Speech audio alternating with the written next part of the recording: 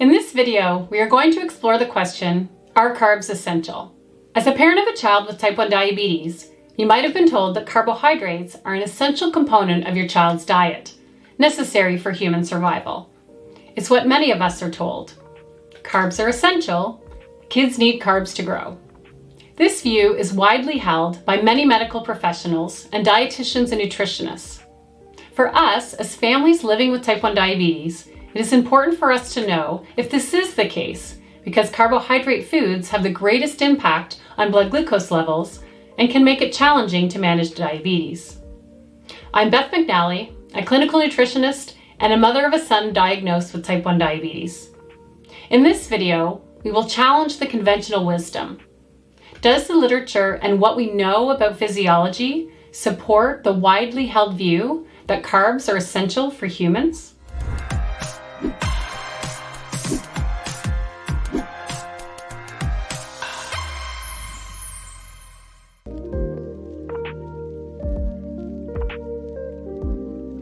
In the realm of nutrition, there are certain beliefs that have been deeply ingrained in our understanding. For decades, we've been led to believe that carbohydrate foods are an essential component of our diet, necessary for human survival. To investigate whether this is the case, let's first answer three questions. What are carbohydrate foods? What does the body use carbohydrates for? And what is an essential nutrient? We first need to know what a carbohydrate food is. Carbohydrate as a category can seem confusing because it is broad and comprises many different types of foods. These food choices range from grains, nuts and seeds, dairy products, honey, maple syrup, sugar, desserts, and candy and baked goods, fruit juices and sodas, as well as vegetables and fruit. I wouldn't necessarily expect that such a range of foods would be lumped together in one category, but here they are. These foods all fall under the same category because they're comprised of the same molecules. And when these carbohydrate foods break down in the body, they yield one sugar molecules, the most abundant of which is glucose. The body uses glucose from carbohydrate foods in a few ways. Primarily, the glucose in carbs is used as one energy source for our cells to carry out their work. Glucose can also be stored in the body and then used when the body needs an energy source in the future. Glucose is also very important for specific cells in the body that can use only glucose as their source of energy, such as red blood cells. So we understand what a carbohydrate is, that carbs break down primarily into glucose molecules, and that glucose is an energy source for the body. Now let's discuss what it means for a nutrient to be considered essential. Some of the nutrients in our foods are classified as essential, while others are non-essential. Think about essential as meaning essential for life. We need these nutrients to survive. Our body cannot make these on its own, so we must get essential nutrients from our diet.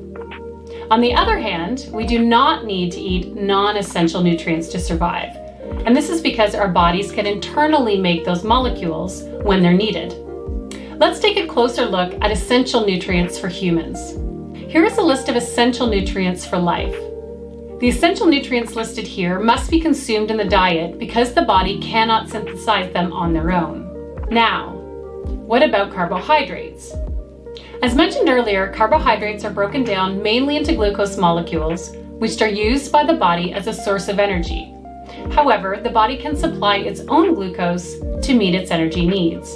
The liver can create the glucose the body requires to fulfill its needs through processes called gluconeogenesis and glycogenolysis.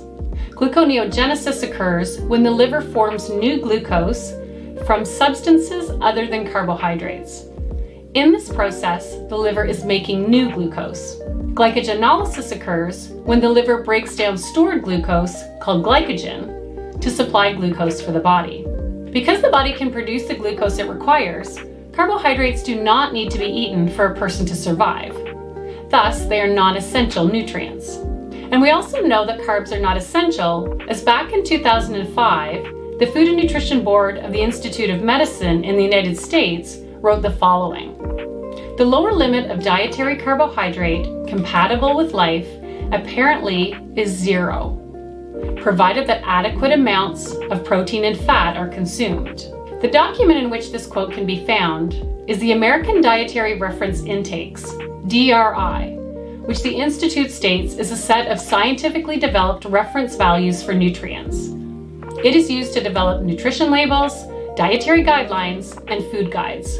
And this is a very, very important point because even though the Institute of Medicine has stated this, even my nutrition textbooks in my graduate nutrition degree continue to state that humans must eat 130 grams of carbohydrates per day to survive. And this is what makes it hard sometimes, I think, for our diabetes care team professionals. Our kids' doctors and dietitians are worried about whether our kids eat enough carbs because their learning curriculum teaches them that carbs are essential. This is contrary to not only the research, but also the foundational guidelines and principles that were used to create the guidance. Plus, it doesn't make common sense knowing what we know about the liver. The important thing to note is as long as you eat enough protein and fat, dietary carbohydrate is not required in the diet. The liver can produce glucose for the body to use if required. And the American Diabetes Association confirmed this in their 2019 consensus report on nutrition therapy for adults with diabetes. The ADA report states, the amount of carbohydrate intake required for optimal health in humans is unknown.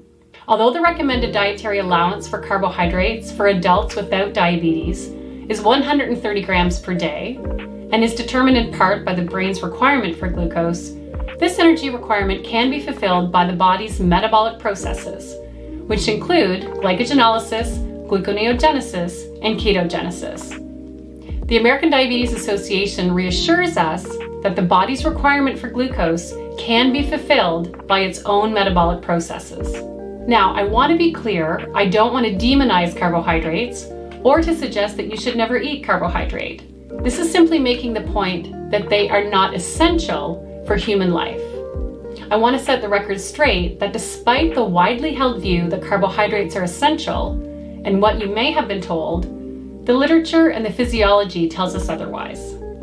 In conclusion, we've learned that carbohydrates are not essential for humans, that carbs, when eaten, are broken down by the body into one sugar molecules, predominantly glucose molecules, that glucose is required by the body and the liver can produce glucose for the body, and that children need adequate amounts of energy to develop and grow. As long as you eat enough protein and fat, dietary carbohydrate is not required in the diet. Now, as a parent with a child with type 1 diabetes, you may be wondering why your diabetes care provider tells you that your kid needs carbs to grow. Why is this view commonplace? If you're curious, stay tuned, as my next video uncovers how the Institute of Medicine arrived at a recommended dietary allowance of 130 grams of carbohydrate per day for humans 1 year of age and older.